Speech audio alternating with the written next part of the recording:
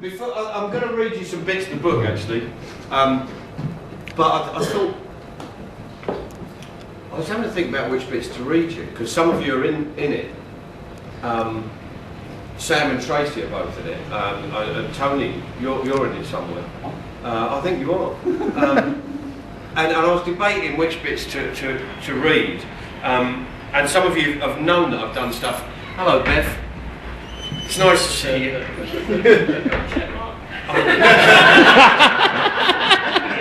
you very much. Come on, Beth. That is very good timing. So I thought, what happened was Coca-Cola recently have been trying to get hold of advanced copies of the book, and it's very sweet because I've started to like lawyers. I know. But the lawyers we work with in the book have been genuinely great, and they've been really nice and supportive. And so when Coca-Cola sent over this request, and they sent over the cheekiest of requests, because I had to go chasing them to try and get answers for the questions we put to them.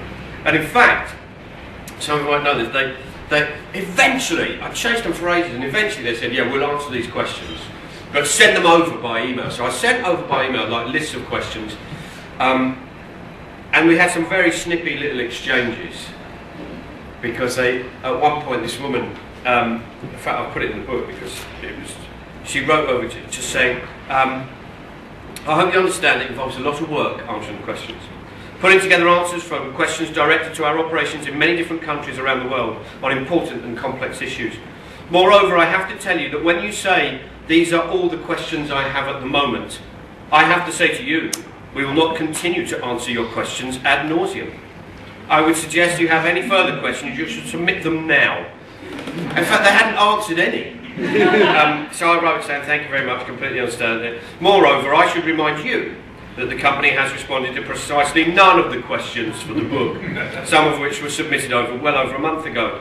Thus, the use of the term ad nauseum, meaning a sickening or excessive degree, might be more appropriate, for example, in a phrase like, the company prevaricated ad nauseum. And so we got off to quite a snippy sort of relationship. And eventually she sent over all the answers, and she'd answer the questions country by country. So like there'd be a word file on India, and there'd be a word file on El Salvador. And she sent over the word file to Colombia, and they'd accidentally included all their lawyers' strike-throughs and comments. And the lawyers said, yeah, you can print those. So we've got Coca-Cola's lawyers' comments in it, which is quite nice.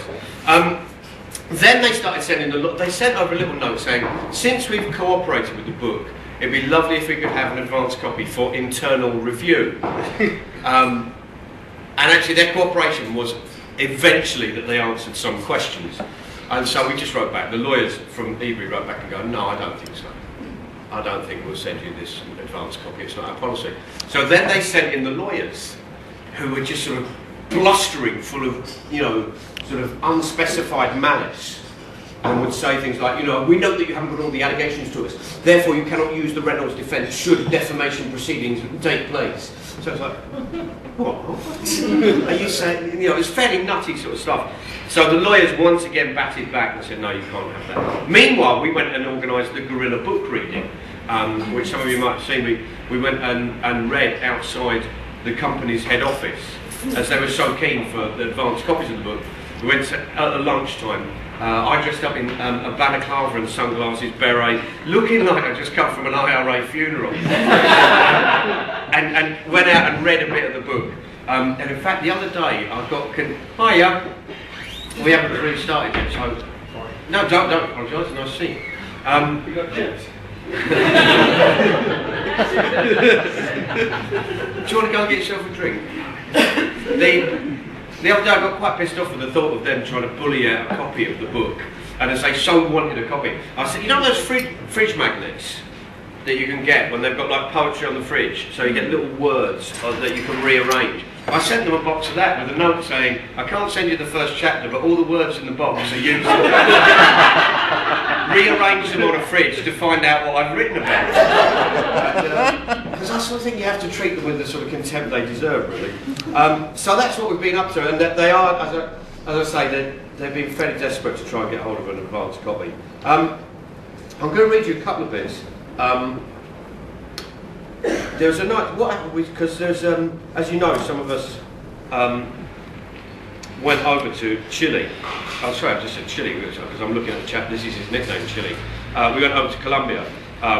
That's basically what I did. I went around, sort of like, spent the past 8 months going around countries and finding out about what's been happening with their folk who are involved in Coca-Cola.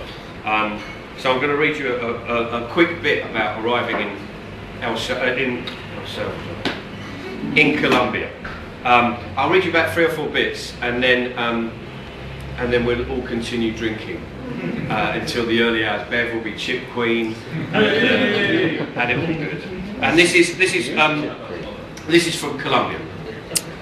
The lighting in the hotel lobby is dim, and so is the porter. The lift is tiny, room enough to fit 1 person and a bag. I get into the lift. I go to get into the lift, but I don't. The porter takes the lift. I take the stairs. He leaves the bag. I take the bag. He takes the tip. They must have a different definition of dim around here.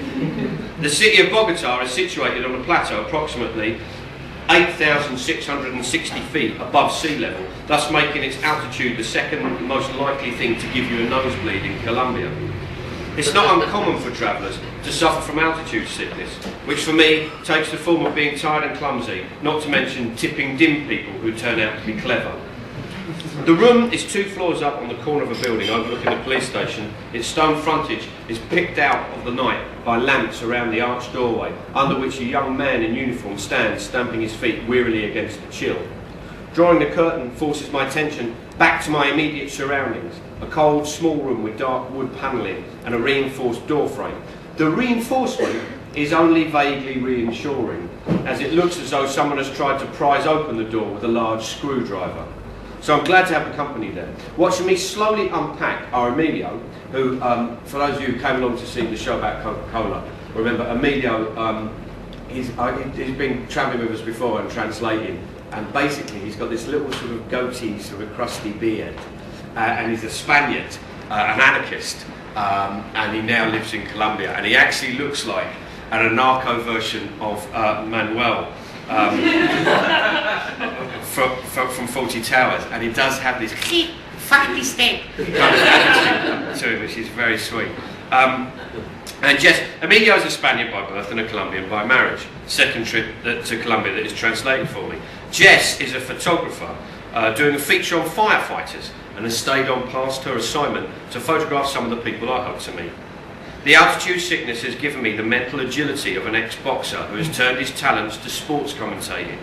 So I'm currently holding my toothpaste in my hand while frantically looking around the room for it. What I also did was, on the way there, I was struck. I was at this airport in America, and I was really struck by the fact that it was just full of crap. You know, and then the fact it was full of Coca-Cola machines and all that. And while I was wandering around, I was trying to find presents for Charlie and Izzy, my children, and they had, you know those little Thai beanie bears?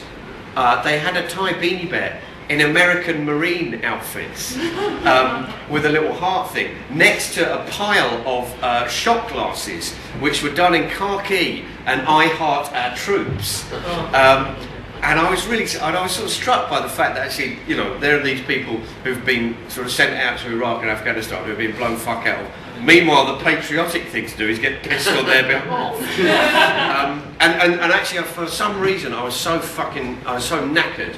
I bought this bear. I bought the teddy bear dressed as a Marine. And you know when you just make bad decisions, and you think, I'll buy this teddy bear and I'll give it to my children because they will see the social irony within it.